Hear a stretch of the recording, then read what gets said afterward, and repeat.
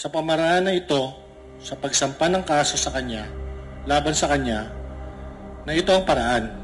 Ito ang tamang daan. Ito ang dapat nyong gawin. Kasi inakasahan nyo kami. Sinasabihan nyo na kami ay narco, na kami ay pogo vloggers. Kaya dapat, kung meron kayong ebidensya, dapat nagsampa kayo ng kaso. Diba? Ang nakakapagtaka kasi, bakit kailangan gamitin nyo yung hearing sa House of Representatives, dyan sa TRICOM, para ungkatin nyo yung issue na yan.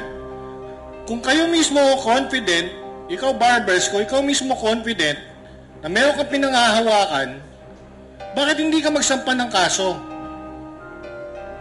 Kung ikaw at tinamaan sa paninirang puri na ginawa namin, kung meron sa mga congressman na naapektuhan sa mga sinasabi namin, ba't hindi kayo magsampa ng kaso? Bakit nyo kailangan daanin dyan sa kanyang hearing?